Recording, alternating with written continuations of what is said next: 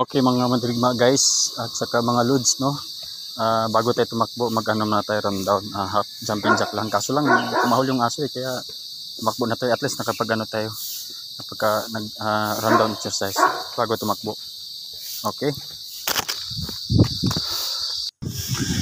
bukas takbo tayo, papawis, kailangan natin magpalakas.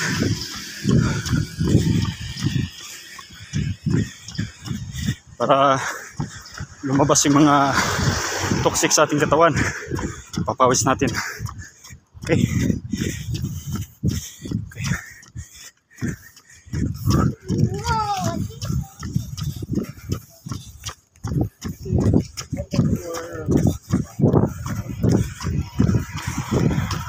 Hindi pa nasukat ito eh. Ang layo nito. Mamaya sukatin natin. Okay, maraming salamat. Pawis. Thank you.